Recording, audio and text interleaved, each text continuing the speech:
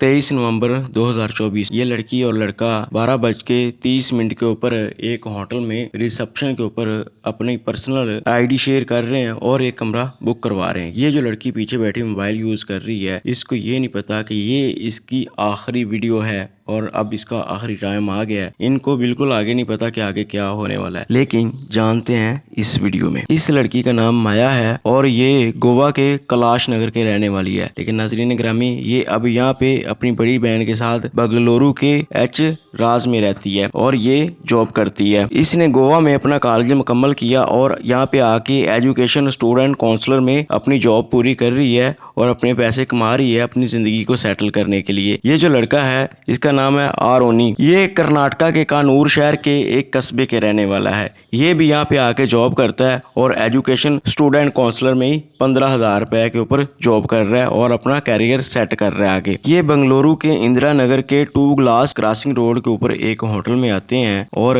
सुबह 12:30 बजे होटल का रूम बुक करवाते हैं। नाजरीन, ये एक दिन के लिए रूम बुक करवाते हैं। 23 नवंबर को 12:30 बजे इन लोगों ने रूम बुक करवाया और अगले दिन 24 नवंबर 12:30 बजे इन लोगों ने चेकआउट करना था। तो अगले दिन 24 नवंबर को 12:30 बजे होटल रिसेप्शन जो होती है वो फोन करती है कमरे में कि आपका चेकआउट का टाइम हो गया। लेकिन आगे से ये लड़का बोलता है कि नहीं, हम लोगों ने एक दिन और रुकना है। यहाँ पे कोई बड़ी बात और कोई नई बात नहीं थी। पहले भी लोग जो आते हैं अक्सर एक दिन रुकने के लिए आते हैं, लेकिन उनको 2-3 दिन लग जाते हैं। कोई बड़ी बात नहीं थी। उस्मान के नाम के ऊपर इन दोनों के पास एक बैग था। क्या ये घर से भागे हुए थे या वैसे मिलने आए थे, ये भी पता चल जाता है। लेकिन यहाँ पे सोचने वाली बात और हैरानगी वाली बात ये थी कि 3 दिन हो गए इन लोगों को होटल में आए हुए। ना तो इन लोगों ने होटल के वर्करों से अपने रूम की सफाई करवाई, ना ही कुछ इस तरह का करवाया और ना ही होटल में खाने का ऑर्डर दिया, ना ही बाहर से कोई खाना वगैरह मंगवाया। आज 25 नवंबर को ये फिर रुक जाते हैं। अगले दिन 26 नवंबर को सुबह 8:19 के ऊपर ये लड़का अपने रूम से बाहर निकलता है और मोबाइल यूज करते करते बाहर चला जाता है। होटल का जो मैनेजर और वर्कर होते हैं वो ज्यादा एक्शन नहीं लेते, चूंकि उनको पता होता है कि इसकी लड़की भी अंदर है और इनका सामान भी अंदर है, ये वैसे किसी काम के लिए बाहर जा रहा होगा। लेकिन वो लड़का बाहर वापस आता ही नहीं। आज इन लोगों ने रूम खाली करना था। 12:30 बजे तक होटल मैनेजर इंतजार करता है, लेकिन ये लड़का वापस भी नहीं आता और लड़की भी रूम से बाहर नहीं निकलती। अब ये उनको फोन करते हैं कि रूम खाली कर दो, लेकिन आगे से कोई बंदा कॉल रिसीव नहीं करता। ये कमरे में फोन करते रहते हैं लेकिन कोई बंदा कॉल रिसीव नहीं करता। लिहाजा मैनेजर जो होता है इसने उसका मोबाइल नंबर जो लड़के का लिखा होता है और उसकी जो आईडी वगैरह लिखी होती है वहां से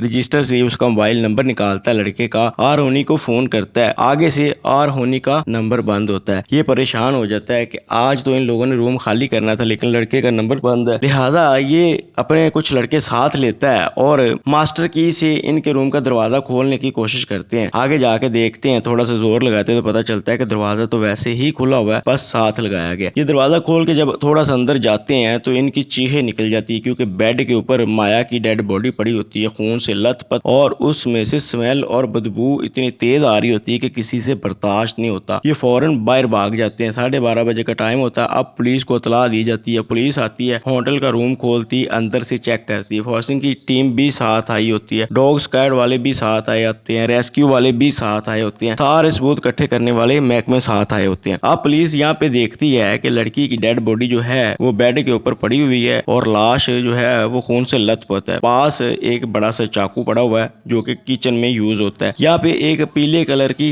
रस्सी भी पड़ी हुई है और यहाँ पे एक एश ट्रे पड़ा हुआ है और उसमें काफी ज्यादा सिगरेट पी के उसकी राख वगैरह फेंकी हुई है। यहाँ पे गंदगी फैली हुई है। ऐसे लग रहा है जैसे 2-3 दिन के अंदर यहाँ पे कोई बंदा रहता रहा, लेकिन उसके सफाई का भी ख्याल नहीं किया और उसकी हालत भी काफी खराब थी। सामान सारा बिखरा हुआ था। यहाँ पे एक मोबाइल भी पड़ा हुआ है जो कि इसी लड़की का मोबाइल है। पुलिस वाले मोबाइल उठाते हैं, वापस नीचे रजिस्टर के पास आते हैं और उसी लड़के का नंबर निकालते हैं। आर होनी के नंबर पे फिर फोन किया जाता है लेकिन नंबर बंद होता है। यहाँ पे उसका एड्रेस निकाला जाता है तो वो कर्नाटका के कानूर शहर के एक कस्बे का एड्रेस लिखा होता है। यहाँ पे डीसीपी को भी मंगवाया जाता है, बड़े बड़े ऑफिसर आए जाते हैं। फॉरेंसिक की जो टीम होती है वो छोटे छोटे सबूत इकट्ठे करने शुरू कर देती है, फिंगरप्रिंट इकट्ठे करने शुरू कर देती है। लाश उठा के हॉस्पिटल में डेड बॉडी जो होती है पोस्टमार्टम के लिए भेज दी जाती है। पुलिस जो होती है 3 टीमें बनाती है। डीसीपी एक एक टीम जो होती है उसको लगा देता है इसकी लास्ट लोकेशन जानने के लिए, इसकी कॉल हिस्ट्री निकालने के लिए, लड़की के मोबाइल नंबर से कॉल हिस्ट्री वगैरह, इसकी लोकेशन वगैरह और इसके घर वालों का पता निकालने के लिए लगा देता है। एक टीम को कर्नाटक इसके घर भेजा जाता है और एक टीम जो होती है वो ग्राउंड लेवल के ऊपर इन्वेस्टिगेशन कर रही होती है। जो टीम लगी होती है इनकी कॉल हिस्ट्री वगैरह चेक करने के लिए, उनको पता चलता है कि इस लड़की के नंबर के ऊपर आखिरी दफा जो फोन आया था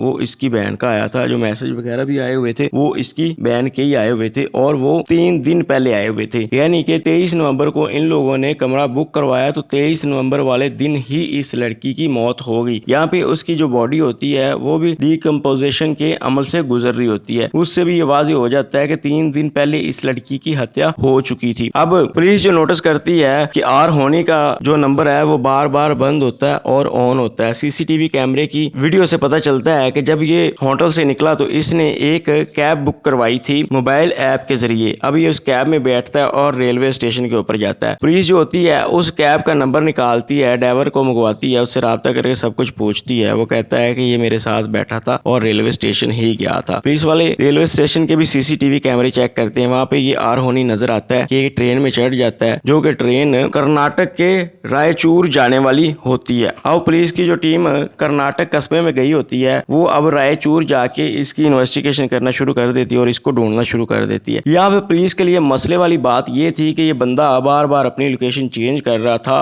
और पब्लिक सर्विस की जो ट्रेन और बस वगैरह थी उसके ऊपर सफर कर रहा था, इसलिए ये पुलिस के काबू नहीं आ रहा था। इसकी कोई लास्ट लोकेशन का पता नहीं चल रहा था क्योंकि इसका मोबाइल भी बार बार बंद हो रहा था। यहाँ पे पुलिस वालों को एक चीज समझ में आती है कि जब भी इसने ऑनलाइन कोई चीज मंगवानी होती है या ऑनलाइन पेमेंट वगैरह करनी होती है तभी इसका नंबर ऑन होता है फिर बंद हो जाता है। पुलिस इस चीज से पूरा फायदा उठाती है। जब भी इसका नंबर ऑन होता है कोई पेमेंट वगैरह करने के लिए तब पुलिस को इसकी लोकेशन का पता चल जाता है। लेकिन पुलिस के पहुंचने से पहले ये वहां से फरार हो चुका होता है। इसे भी इस चीज का पता होता है कि सबसे पहले जो पुलिस है वो हमारे पुराने घर कर्नाटक में आएगी और उसके बाद बंगलुरु में जिस जगह के ऊपर रह रहा था उस जगह के ऊपर आएगी। नाजरीन, इसको भागते भागते 3 दिन हो जाते हैं। फाइनली ये 3 दिन बाद कर्नाटक में रायचूर में अपने दादा से राब्ता करता है और फोन कर उसको बताता है कि दादा ऐसे मुझसे कत्ल हो गया, मैं भागता फिर रहा हूँ। इसका दादा इसे समझाता है कि बेटा कब तक भागते फिरोगे, तुम यहाँ पे मेरे पास आओ, पुलिस को गिरफ्तारी दे दो, हम इस केस का कोई हल निकालते हैं, जो होना था सो हो गया। लिहाजा ये दादा की बातें समझता है और कर्नाटक में दादा के पास चला जाता है। पुलिस जो होती है वो पहले ही दादा के पास पहुंची होती है। लिहाजा 29 नवंबर को इसको गिरफ्तार कर लिया जाता है। गिरफ्तार करने के बाद इसको बंगलुरु लाया जाता है और इससे पूछ-गूछ की जाती है कि हाँ भाई तूने माया का कत्ल क्यों किया, आखिर तुम्हारी उसके साथ ऐसी क्या दुश्मनी थी। तो ये अपनी पूरी स्टोरी सुनाता है। तो चले इस बंदे के बारे में जाके जानते हैं। नाज़रीन, आर होनी की पैदाइश होती है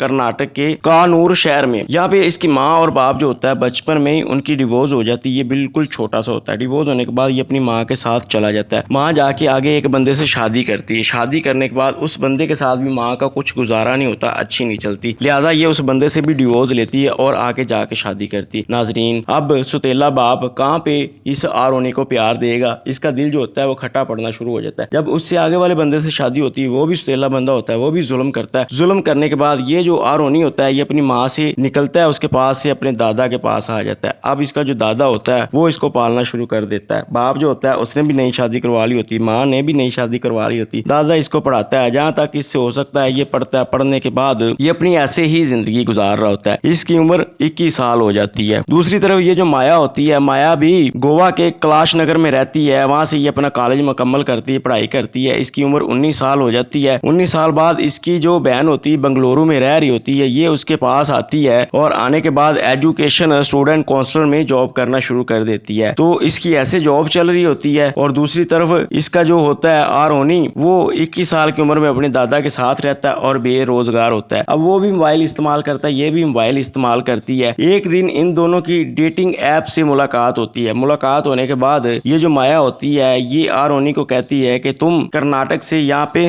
बंगलुरु में आ जाओ, मैं तुम्हें जॉब लगवा देती हूँ। वो भी कहता है ठीक है। 19 साल की माया 21 साल के आर होनी को बंगलुरु मंगवा लेती। मंगवाने के बाद इसे भी अपनी ही कंपनी में एजुकेशन स्टूडेंट काउंसलर में जॉब दिलवा देती है 15,000 रुपए के ऊपर। लिहाजा ये जॉब इकट्ठी करनी शुरू कर देते हैं। जॉब करते करते कब इनकी ये दोस्ती प्यार मोहब्बत में बदल की इन दोनों को पता ही नहीं चलता। यूं इनकी प्यार मोहब्बत वाली मीठी मीठी बातें होना शुरू हो जाती है। यहाँ पे ये जो लड़का था आर होनी, इसकी नेचर ऐसी थी कि इसके कोई ज्यादा दोस्त नहीं थे क्योंकि बचपन में इसे माँ माँ बाप का प्यार नहीं मिला था, ये अकेला रहता आया था, अकेले दादा के पास रहता था, दादी भी फौत हो चुकी थी और कोई ताया चाचा या फूफो छोटी नहीं थी जिससे इसको प्यार मिलता। इसकी जिंदगी बड़ी तनहा और बोरिंग सी गुजर रही थी। दूसरी तरफ ये जो माया थी, इसको अपने घर से भरपूर प्यार मिला था और ये पढ़ी लिखी भी थी, ये काफी खुश मिजाज लड़की थी, इसके फ्रेंड सर्कल जो था वो भी काफी बड़ा था, ये हंसमुख लड़की थी, हर से प्यार से हंस के बात करती और प्यार से मिलनसार लड़की थी। तो अब ये जो आरोनी होता है ये माया को समझाना शुरू कर देता है कि तुम अपने फ्रेंड कम करो, इतने फ्रेंडों से बात ना किया करो, हर किसी के साथ इतनी ज्यादा फ्री ना हो जाया करो। लेकिन माया जो होती उसको इस चीज की समझ नहीं आती। वो आरोनी को कहती है कि तुम मेरे ऊपर पाबंदियां क्यों लगवा रहे हो, इस तरह की कोई बात नहीं, मैं किसी और से इस तरह की कोई बात नहीं करती, सारे मेरे फ्रेंड है। लेकिन आरोनी जो होता है उसके जहन में एक चीज खटकती रहती है कि जो लड़के फ्रेंड इसके हैं ये कभी भी इसको अपनी तरफ खींच सकते हैं। उसको यहाँ पे खतरा ये लग रहा होता है कि ये माया कभी भी किसी और लड़के से बात करके प्यार मोहब्बत वाली बातों के ऊपर आ सकती है, बात कर सकती है, क्योंकि उसके साथ बचपन में ही ऐसा हुआ था। सबसे पहले उसका बाप छिन गया, बाप छिनने के बाद उसकी माँ छिन गई, माँ छिनने के बाद अब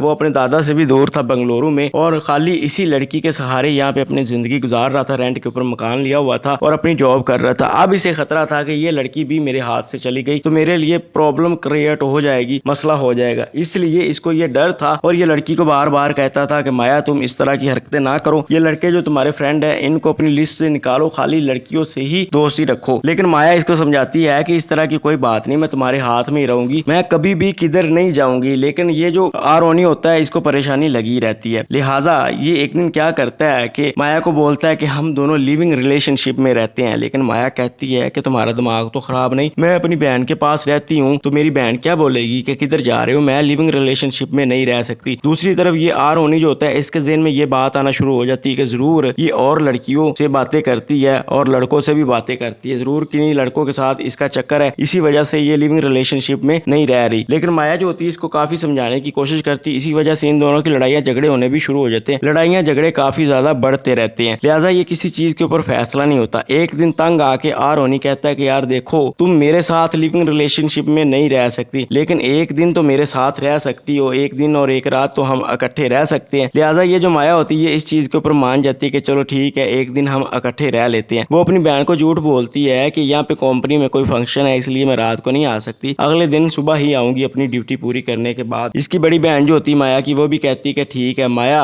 अपने इस आशिक के साथ आती है आरोनी के साथ और दिन 12:30 बजे ये एक होटल में चेकआउट करते हैं और वहाँ पे जाके रुक जाते हैं। जब ये पीछे बैठी मोबाइल यूज कर रही होती है, आगे आरोनी जो होता है वो अपना सारा डाटा लिखवा रहा होता है होटल बुक करवाने के लिए। तो जब ये कमरे में जाता है तो ये जाके कहता है कि तुम मोबाइल यूज कर रही थी, तुम किसी लड़के से बात कर रही थी। लिहाजा वो कहती कि मैं किसी लड़के से बात नहीं कर रही थी, बल्कि मैं तो व्हाट्सएप वगैरह चला रही थी, अपनी सहेलियों से बात कर रही थी। इनकी ये बहस बढ़ना शुरू हो जाती है और यहाँ पे इनकी लड़ाई हो जाती है। लड़ाई के बाद ये दोनों हाथ मुक्की के ऊपर आ जाते हैं और एक दूसरे का गिरेबान पकड़ लेते हैं। माया जो होती है वो भी इसका गिरेबान पकड़ लेती है। ये जो आरोनी होता है ये माया को मारता है, आगे से माया भी थप्पड़ वगैरह मारती है। यहाँ पे इनकी लड़ाई काफी ज्यादा बढ़ जाती है। लेकिन ये जो आरोनी क्या करता है कि ये खामोश हो जाता है। माया जो होती है वो भी लड़ाई करने के बाद लेट जाती है। ये अपने मोबाइल से ऑनलाइन ऑर्डर देता है और किचन में यूज होने वाला एक चाकू मंगवाता है और एक पीले कलर की रस्सी मंगवाता है। ये मंगवाने के बाद जब ये दोनों चीजें ऑनलाइन आ जाती है, ये अपने कमरे में आता है। कमरे में आने के बाद दोबारा फिर माया से सब कुछ पूछता है और नए सिरे से इनकी लड़ाई होना शुरू हो जाती है। लड़ाई करने के बाद ये बड़े गुस्से में चाकू निकालता है, निकालने के बाद उसके सीने के ऊपर चाकू मारता है, उसके चेहरे के ऊपर भी चाकू मारता है। यहाँ पे उसके शोल्डर के ऊपर चाकू का काफी बड़ा जख्म लग जाता है। जो खंजर होता है पूरा उसके शोल्डर के ऊपर घुस जाता है। पीछे इसकी कमर के ऊपर भी मारता है। वो आगे से बचने की कोशिश करती है, लेकिन वो एक लड़की होती है और ये 21 साल का एक लड़का होता है और ये काफी उससे तगड़ा भी होता है, इसलिए वो अपना बचाव नहीं कर पाई और वो चाकू खाते खाते गिर जाती है और बेड के ऊपर गिर के अपना दम तोड़ देती है। ये सीधे तरीके से उसे लटाता है, लटाने के बाद ये भी उसके पास बैठ जाता है। थोड़ी देर बाद जब इसका गुस्सा शांत होता है तो इसके ज़हन में ये चीज आती है कि यार ये तूने क्या कर दिया, ये तो बड़ा गलत काम कर दिया। ये सब अब पुलिस को ये बयान दे रहा है, इसके मुंह से ये सारे अल्फाज निकले हुए हैं जो मैं आपको बता रहा हूँ। तो इसको काफी ज्यादा परेशानी होती है, काफी इसको तकलीफ होती है कि एक ही बंदा था जिससे तू मोहब्बत करता था, उसको भी तूने कत्ल कर दिया। लिहाजा ये पीले कलर की इसने रस्सी मंगवाई थी, ये उस रस्सी को खोलता है, अपने गले में फंदा डालता है और पंखे से लटकने की कोशिश करता है, लेकिन इससे लटका नहीं जाता, ये बच जाता है। इसको काफी ज्यादा पछतावा होता है। इसी पछतावे की वजह से ये काफी ज्यादा सिगरेट पीता रहता है और सारा दिन सारी रात जागता रहता है। इसके ज़हन में ये चीजें आती रहती हैं, क्या पुलिस मुझे पकड़ लेगी, मेरी तो सारी जिंदगी खराब हो गई, तबाह हो गई। लिहाजा इसी वजह से ये सिगरेट के ऊपर सिगरेट पीता रहता है। 3 दिन इसको यहाँ पे ये इस चीज में सोचते लग जाते हैं कि ये तुमने क्या किया। 3 दिन बाद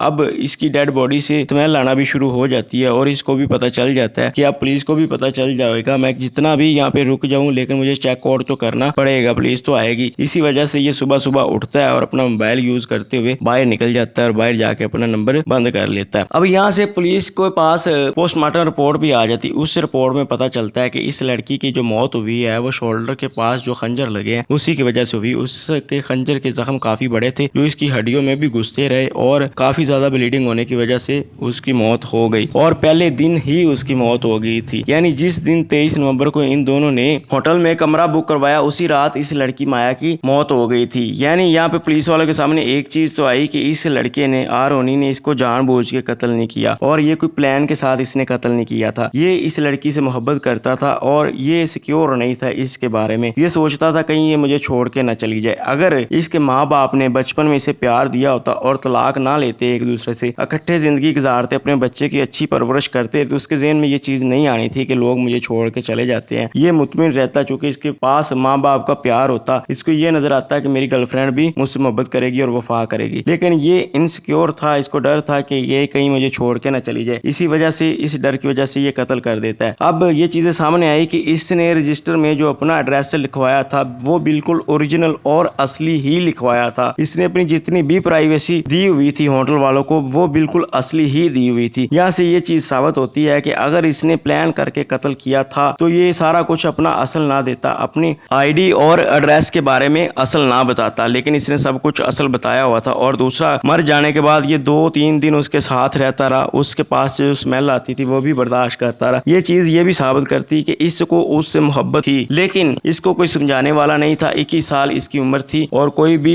इसको ना समझा सका चूंकि इसके पास कोई था ही नहीं और ये मैच्योर भी नहीं था कि हर चीज खुद समझ जाता। अगर कोई बड़ा होता, माँ बाप इसके साथ होता, इसको समझाता तो इसने समझ जाना था और इससे ये इतना बड़ा जुर्म नहीं होना था। लिहाजा अब ये पुलिस की हिरासत में है और 302 का इसके ऊपर मुकदमा चल रहा है। आगे जाके इसका जो भी फैसला आएगा वो तो आगे जाके ही पता चलेगा। वीडियो अच्छी लगे तो चैनल को सब्सक्राइब करें। मुझे इजाजत दें। अल्लाह निगहबान।